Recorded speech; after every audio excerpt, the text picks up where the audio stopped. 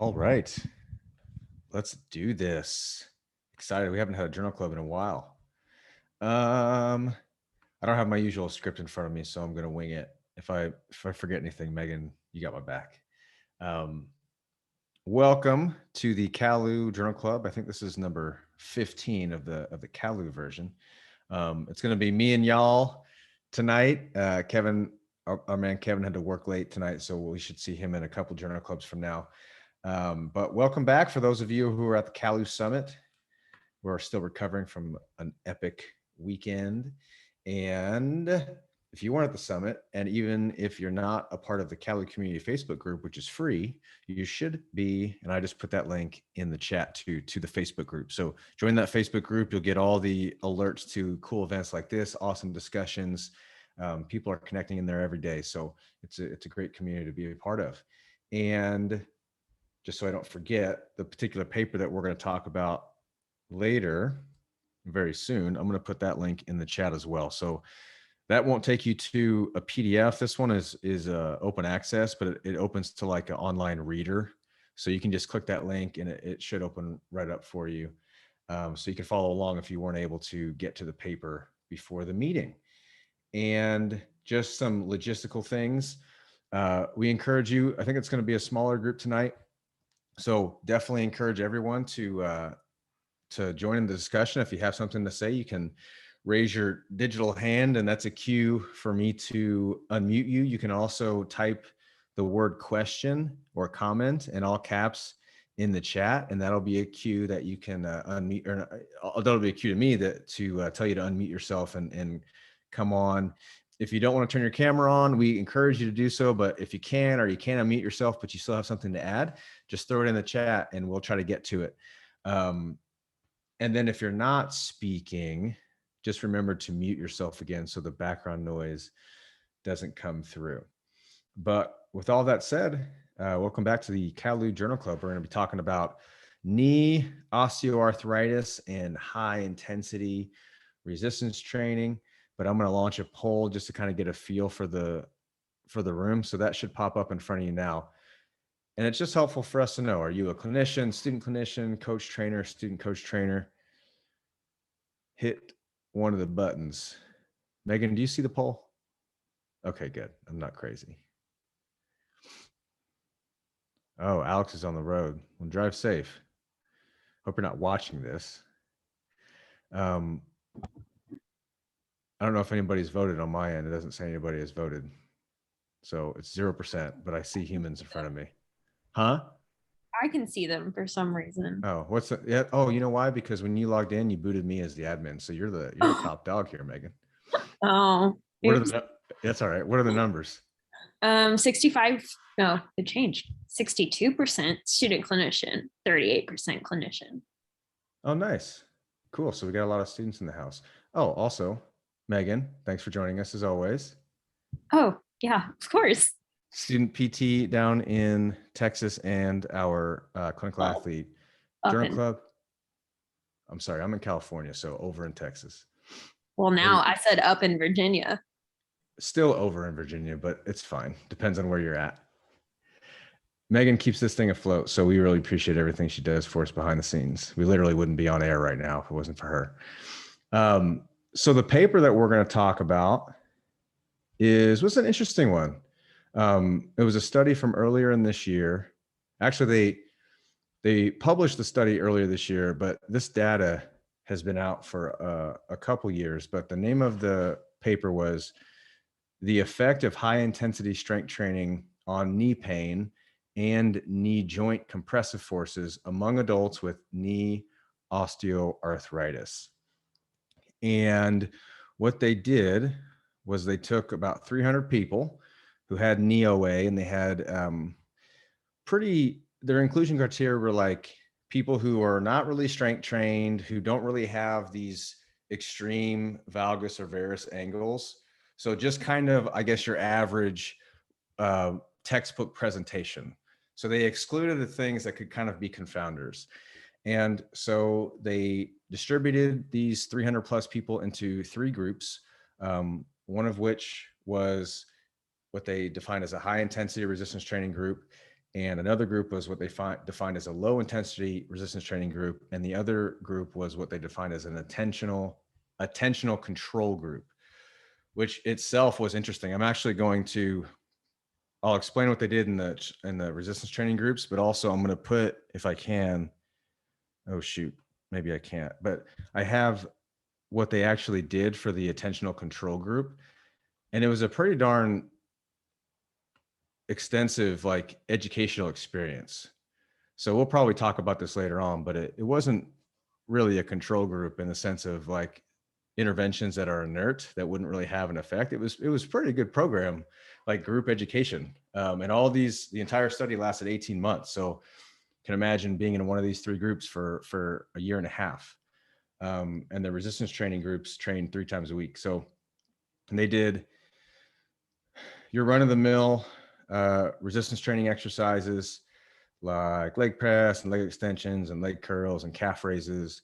And they equated the volume of the low intensity and high intensity groups. So they did the same amount of volume load, sets times reps times percentage of 1 rep max. But in the low intensity group, the relative 1 rep max percentages that they were working off of were lower. They were like in the 30 to 40% range. And in the high intensity group, 75 to 90% of 1 rep max that they were working at with these exercises. So obviously they had to decrease the repetitions if they were going to volume match. So less reps, higher loads versus higher reps, lower relative loads, but the overall volume load was equated at the end. And they had 2 primary outcomes was just pain, self-reported pain on the WOMAC scale, and knee joint compressive forces, which they used a model, a mathematical model. It wasn't like a direct measure in the joint. And they didn't really explain that all that well, but those were the 2 primary outcomes. That was it: joint compressive forces and pain for a year and a half. And what they found, interestingly enough, they hypothesized that the high intensity training group would do the best, and that they would have less pain at the end of it, have a better improvement in pain, and also have lower joint compressive forces. Because you know how like we kind of learn, or this is that narrative, oh, if you get stronger, it'll take some pressure off the joints. We kind of say that colloquially. And so they wanted to look at that specifically here. And they actually didn't find that.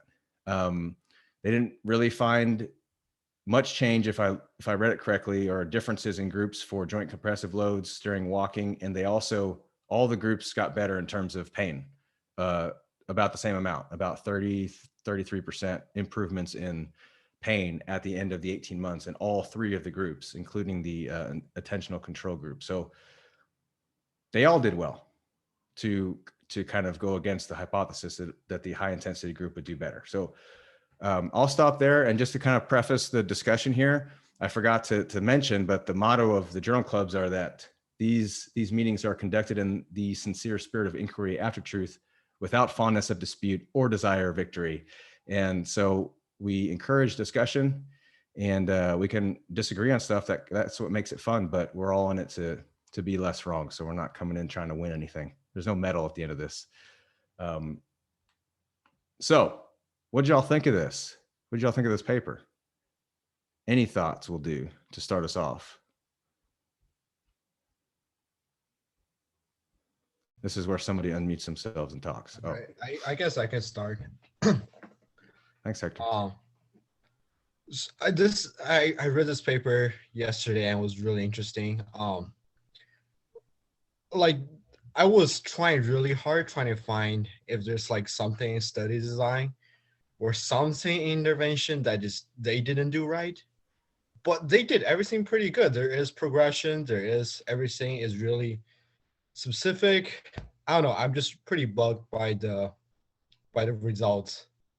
I don't know. It's just really interesting. Yeah, you're right. It was a pretty well done study. At least I thought, kind of on the surface. I don't want to bias anybody else's thoughts on it, but you're right. It's one of those things where it's like, damn. You know, if we're always biased and kind of like heavier loading and trying to encourage people to do these things, and it's one of those things that kind of makes us pull back a little bit and think things through. Anybody else have thoughts on that or anything? Yeah, Yeah, I wanted to ask, why were you bugged by the study? Oh, if you just, yeah, it's a, maybe not bug, but if you just have kind of a bias towards Okay. going heavy, and in this paper, going heavy helped, but so did going light. And so did actually not lifting weights and just going to a group class and like learning about nutrition and healthy lifestyle habits. And so it's one of those things, if you come in with a specific bias and then it doesn't play out the way that you thought it would, then it's kind of one of those things that makes you think a little bit. So bugged is probably not the right word. I wasn't too annoyed from after reading it, but. Hi, everyone. Are you on the Alex road? is here. I am.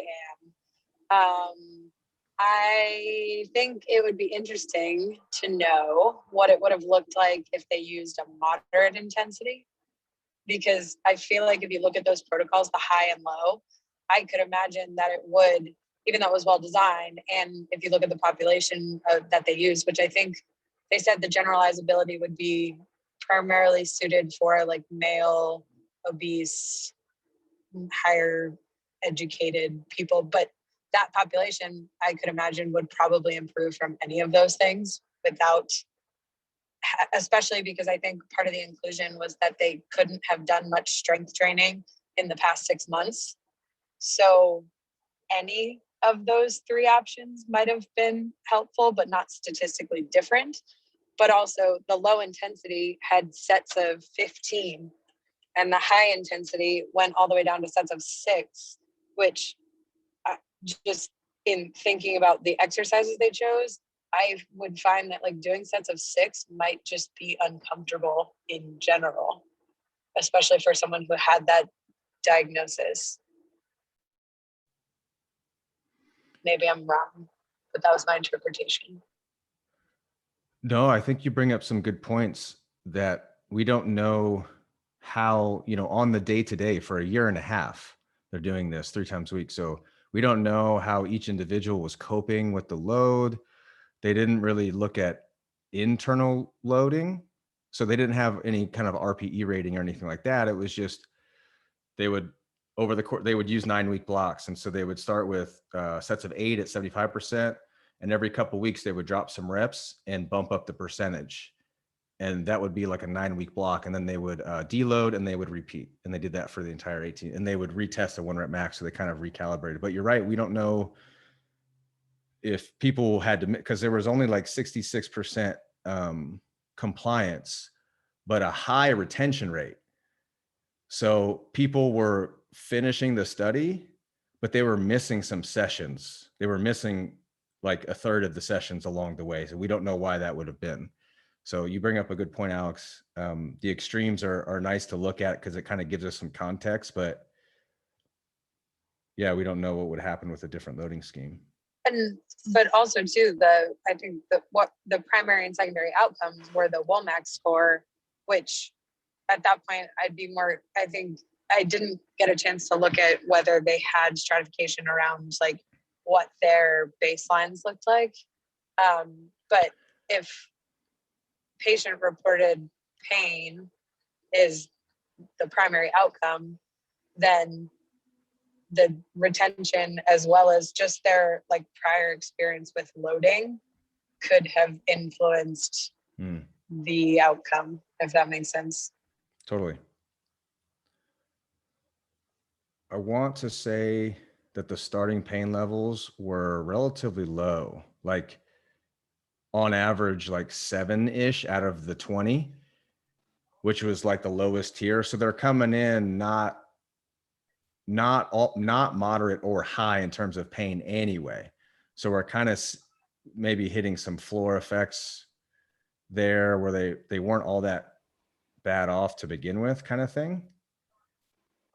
Yeah, I think that's something that I gathered from looking at that table that they've got. All the baselines are not super high for the WOMAC for all of the groups, both the high, the low, and the control. Yeah, so I would agree. I wonder if we're getting a floor effect there.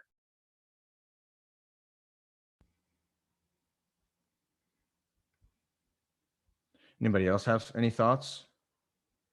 Just general?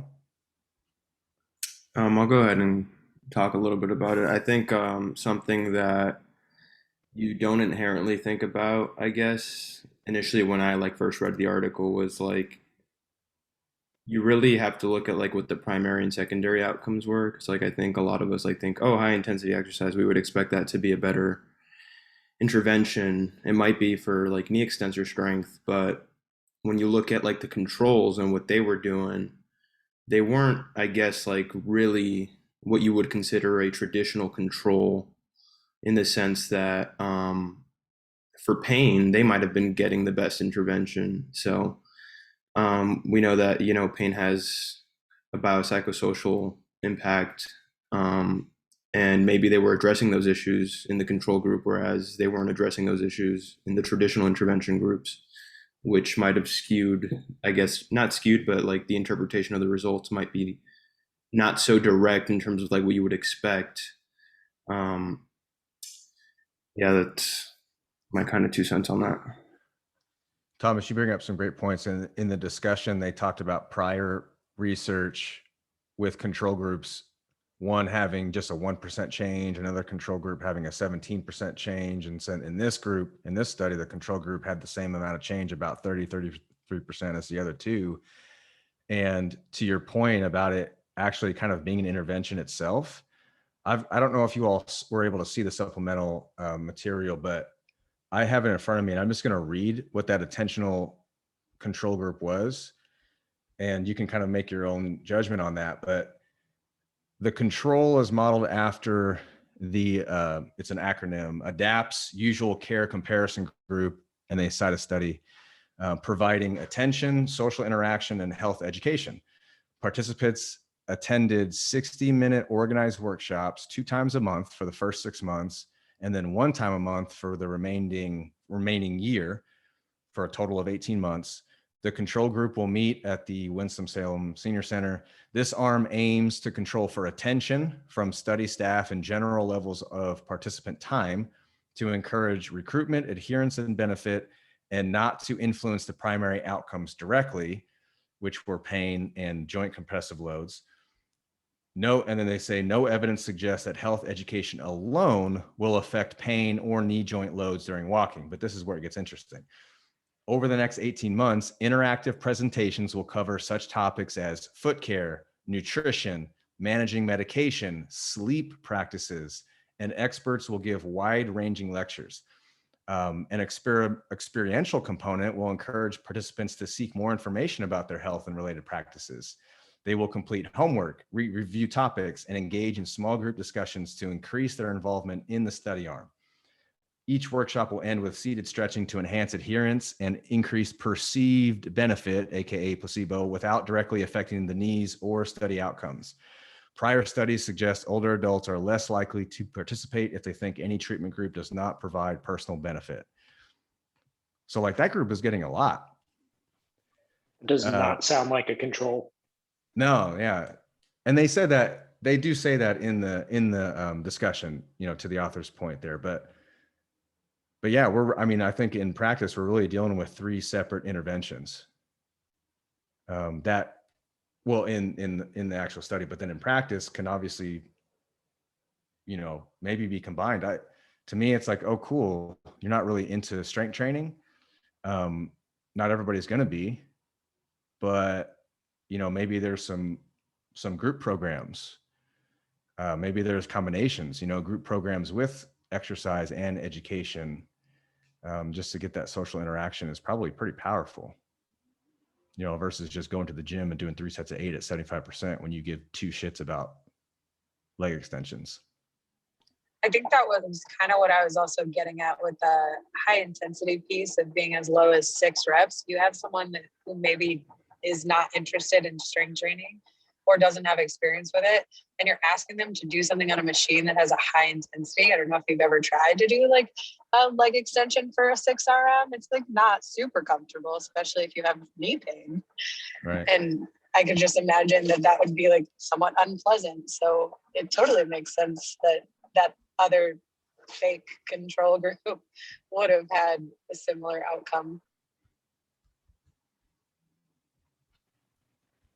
Yeah, I think along those lines, I'm honestly not super surprised by the conclusions that they came to between the outcomes of the different groups. Like they all did something regardless of what it was for 18 months, which that in and of itself, like getting that amount of people to commit to this study, I think is pretty damn impressive.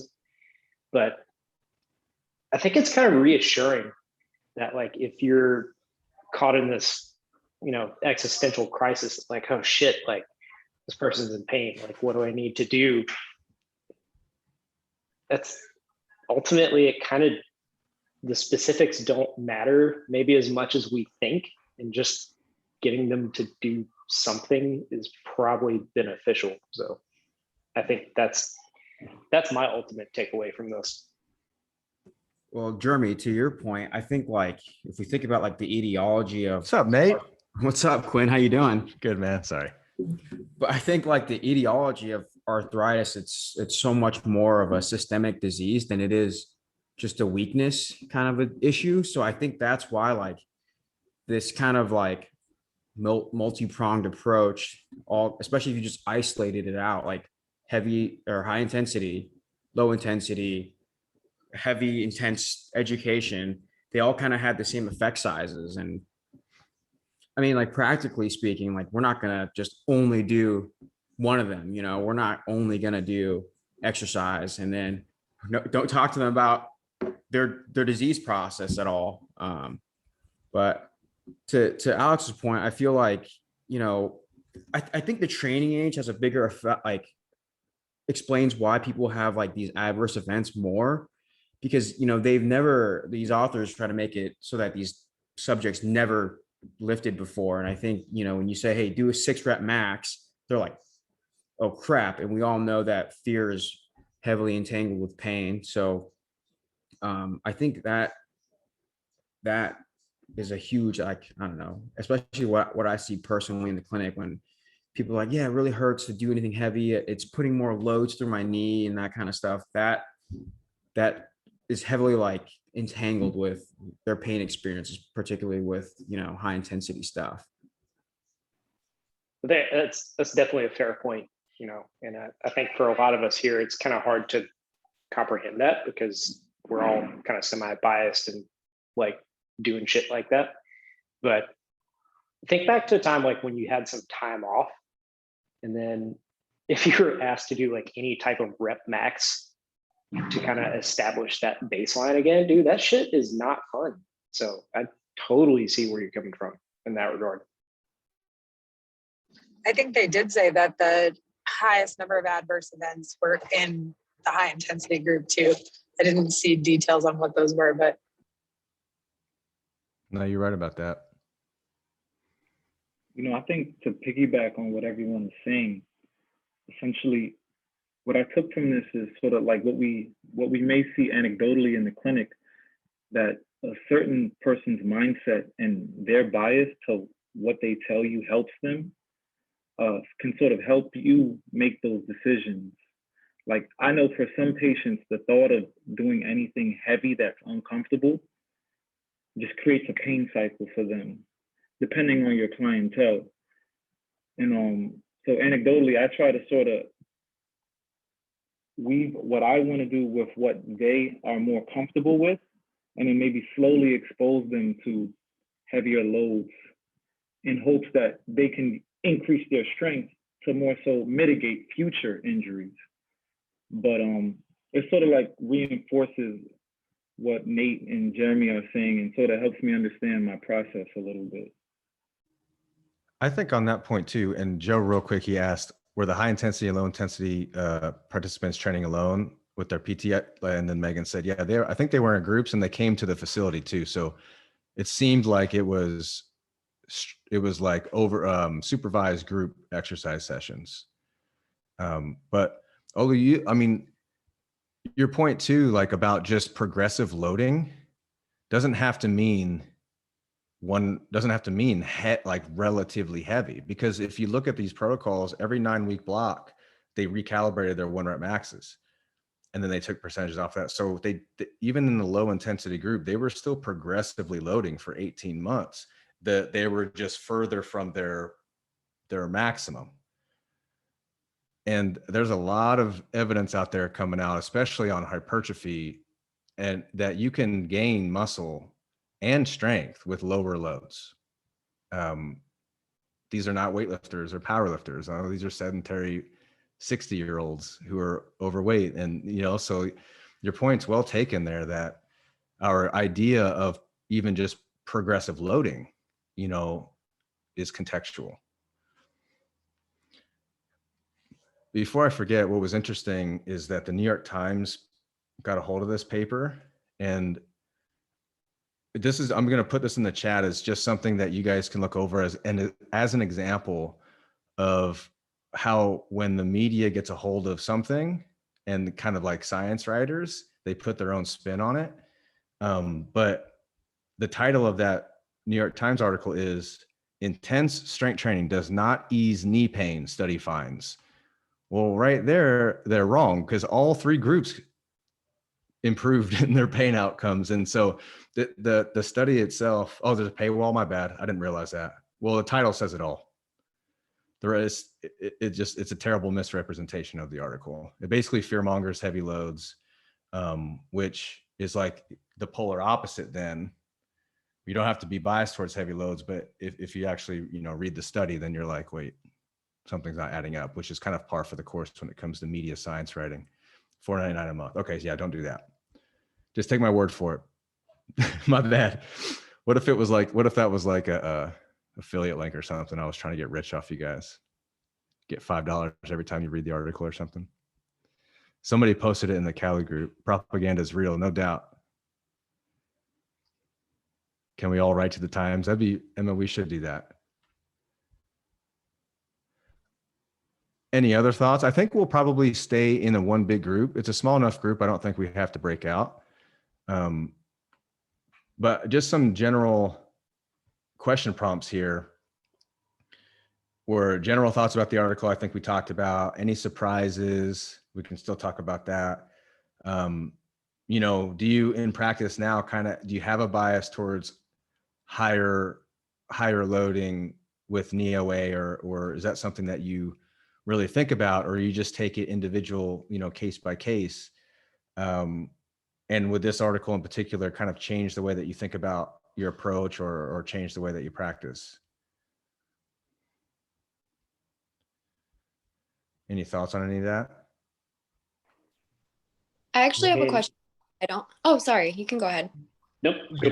I was just gonna say this article is just really interesting about like how different things can almost do the same thing.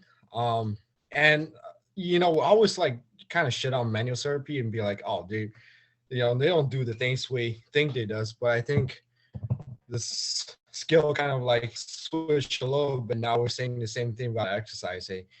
Maybe it doesn't do the thing that we think it does. And I think what everyone was saying just now was like really helpful, because it kind of paints a picture of, end of the day, I feel like expectation and education are like the most important things.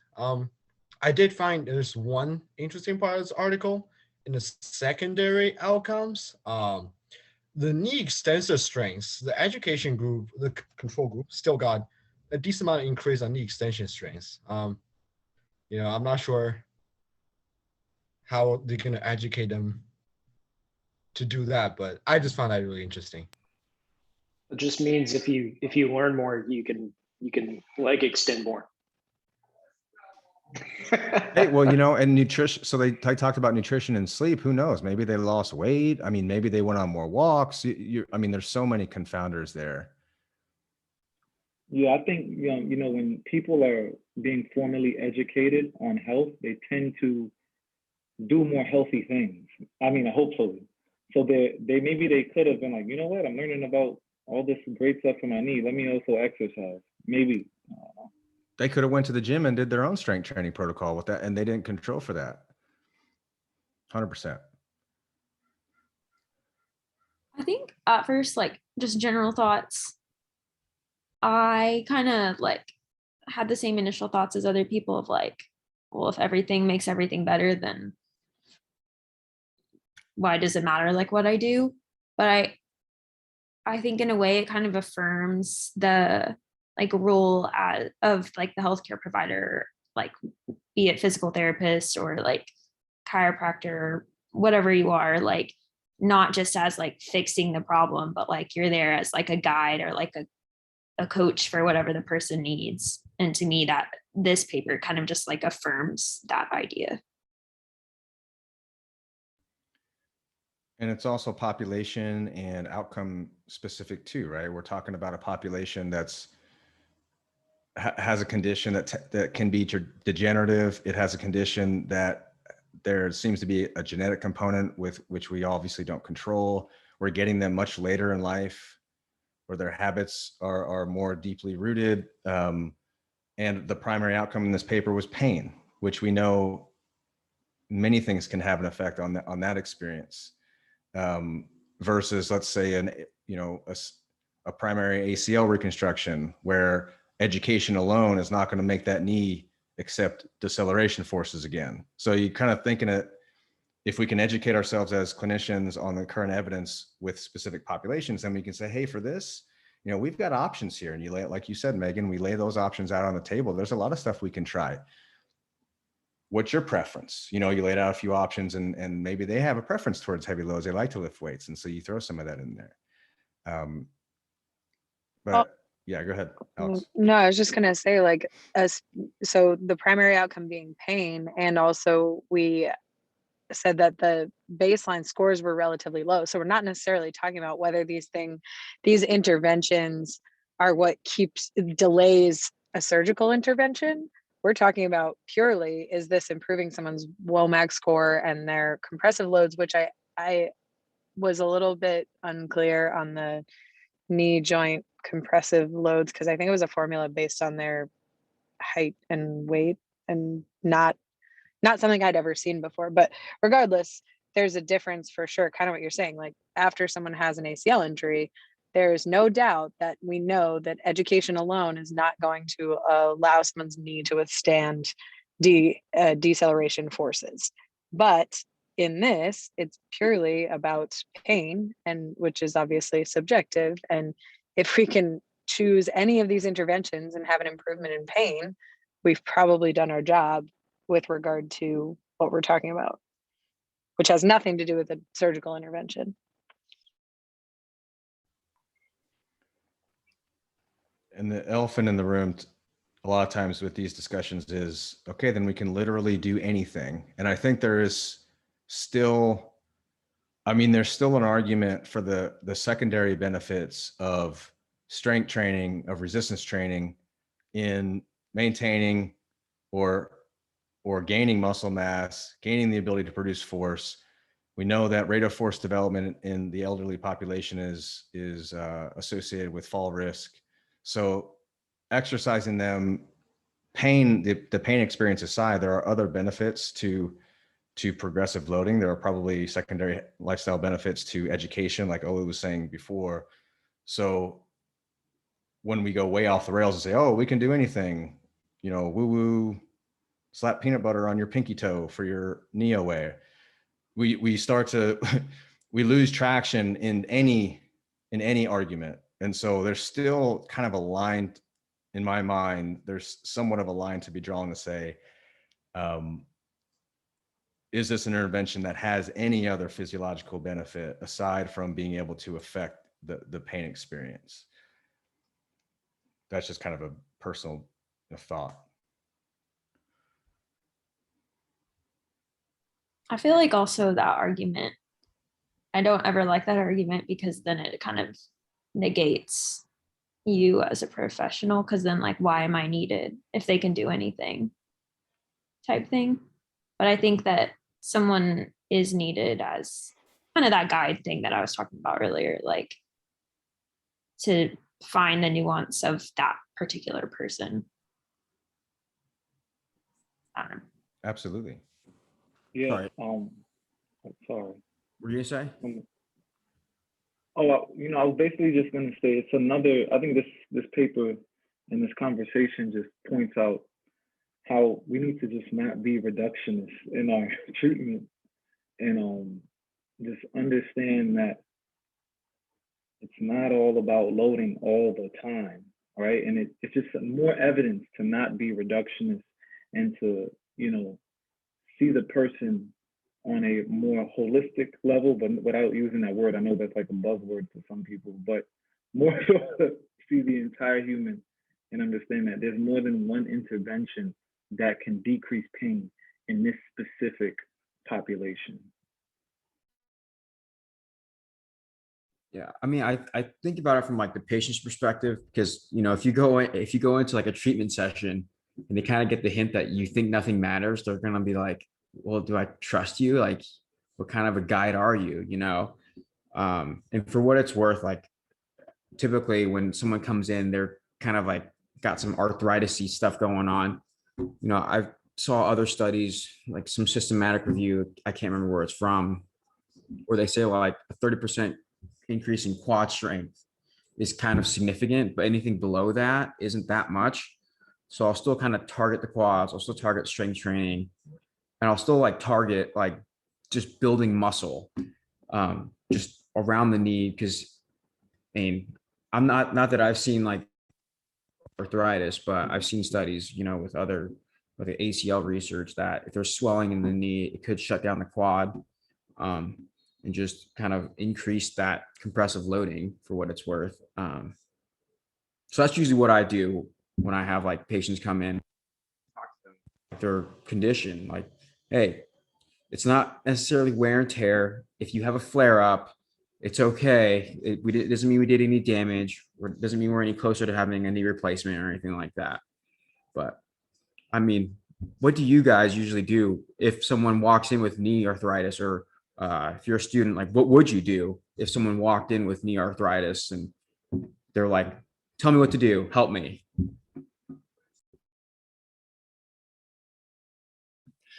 I think to kind of further some of the discussion, because I find myself sometimes in this sort of a scenario too, reading these types of studies or just talking in groups, you get to this point where you're kind of in a nebulous sort of, well, I could do this, I could do that. Does it ultimately matter? And I think for myself, what kind of helps me work through that is just focusing on intent. So, given the person's goals, their specific motivations, and what I'm looking to get out of the things we may or may not do, or things we may choose versus other things, I feel like that can help me. So, for example, if someone's primary complaint when you first meet them is they're just in so much pain that they have trouble doing basic ADLs, like maybe reasonably in the beginning, decreasing pain would have tremendous value on a lot of fronts. Maybe you'd have a lot of these options if pain reduction is the intent. But if someone's goal specifically is to lift their kid, or they want to squat 405, like that could certainly lead you down various paths of thought. What specific interventions might you use to build strength, or to build the capacity for their post-op ACL knee to decelerate, things of that nature. I feel like for me, that's kind of what I always come back to when I'm trying to think through this kind of stuff. So Chad, we switched the lens from, knee OA requires this treatment to, well, what do you want to do?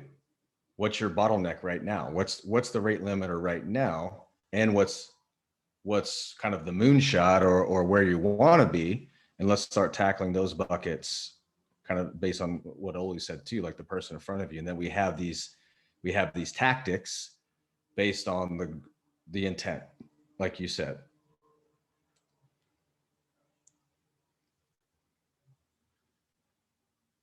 So, research kind of makes, and to Oli's point about not being reductionist, research by definition is reductionist.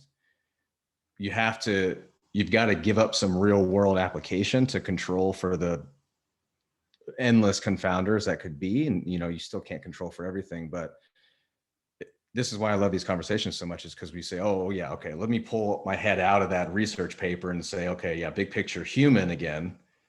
How does this kind of affect my thought process? But it's not the research paper in and of itself when we're dealing with the process with that person.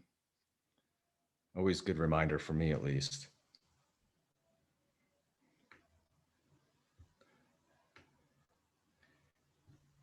I have a question for the clinicians in the room. Um, like seeing the increased rates of adverse effects with the higher intensity, does that make you second guess like the loads that you're giving patients? Or are we not weighing the adverse effects too heavily just from this one study? I'll go ahead and jump on there and say no, because I don't know what all of those adverse effects are. If I recall correctly, I think maybe I'm wrong, but I think I saw that one of them was cancer related. But yeah, I'm not overly concerned about that personally. Any other clinicians want to jump in on there? That's a great question though. Yeah. Yeah, I'm looking at it now, and they parsed it out pretty good, because it was like, oh, 50 adverse effects, and then they kept whittling it down. And of the 29 adverse effects total that they deemed related to the study, 20 of them were in high intensity, 9 were in the low intensity. And of those 29 people total, 20 of them experienced body pain, 12 in the high intensity and 7 in the low intensity. So the low intensity group still kind of felt the aches and the pains from the actual training. So I guess my point is, when you really whittle down the adverse effects to what seemed to be just related to the resistance training program, there wasn't that big a difference between the high intensity and the low intensity. And with that, I don't know if I've ever worked with somebody who had OA who didn't have a flare up at some point during the plan. So, we could define that as an adverse effect. That happens a lot. So I think that's more so part of the inevitable part of the process versus a barrier to higher load or low load or anything like that. But definitely open to hear what others think on that. Yeah, no, Quinn, that's exactly what I was thinking. Like, it's just like kind of like a cyclical nature of OA.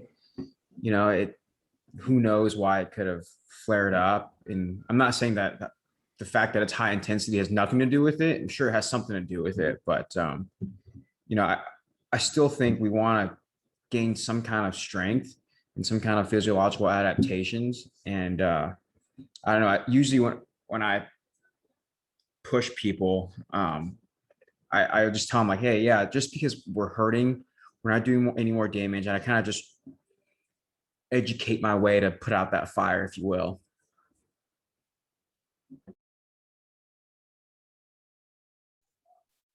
I do see that only one person from both the low and the high intensity group dropped a weight on their foot now. So that's a win. That many people. I was going to say, awesome. I forgot that they did a whole upper body program too. I was like, what weights are they dropping on their foot? But it was probably during like some of the other stuff they were doing. Shit, I think I've got about 1 or 2 times a year of dropping a weight on my foot. I still got a toenail that hasn't grown back from like 2 years ago.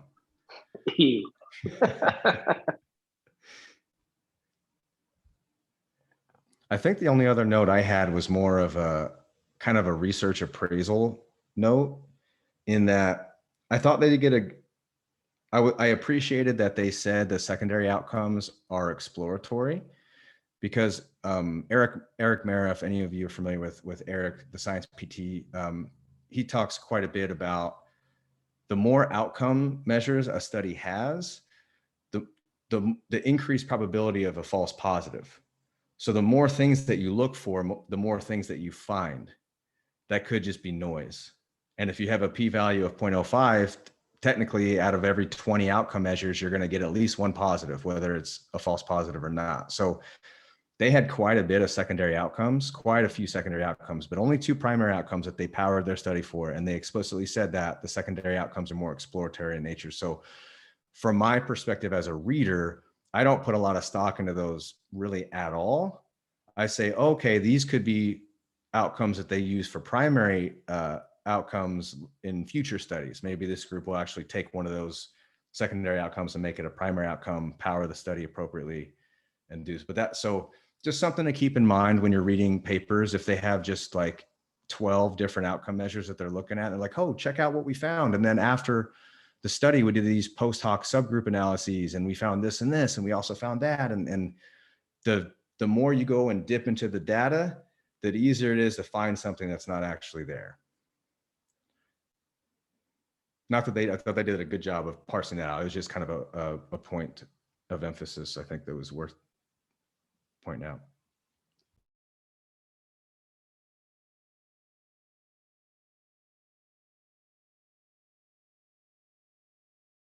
Anybody else have any thoughts?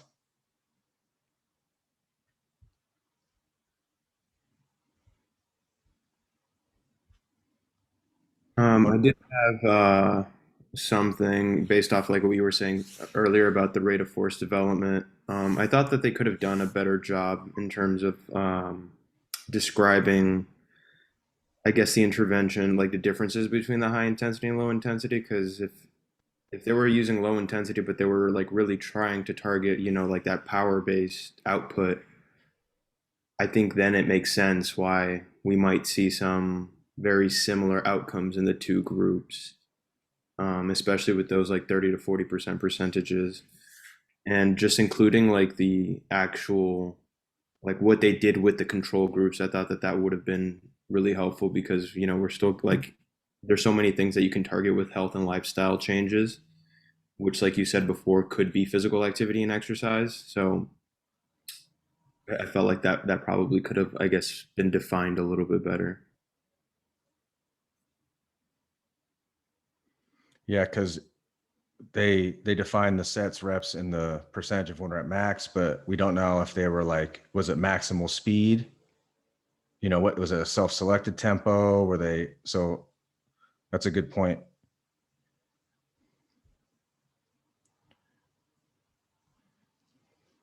Cool.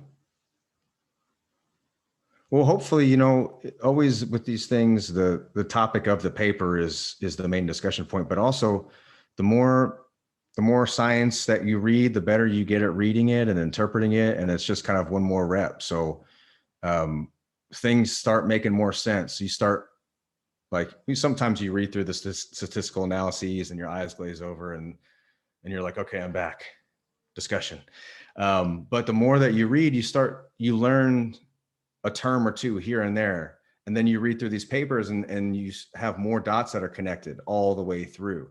And over time, you just start seeing patterns, not only in the body of research on a particular topic, but just research in general, how they do it, the methods, things that don't quite fit or questions that you would have. And you just get better at it over time, just like anything else. You know, it just takes practice. So hopefully, you know, that's something that you can get out of these as well. I know I do. But I think we'll call it. This was a good meeting. Do you have the survey link, Megan? Okay, awesome. She's going to drop a link in the chat. Open that up before we close out. That's just our feedback survey for you to give any type of feedback for us on how we can make these better. We do usually do the breakout rooms, but because this is a smaller group, I thought it worked pretty well to just have this kind of like medium-sized group the whole time. But otherwise, announcements. Join the CALU Facebook group. We're going to have cool stuff coming up, so just be on the lookout. Lots of podcasts and lots of cool events. So we shall see you soon. Have a great night. Thanks, everyone. Bye.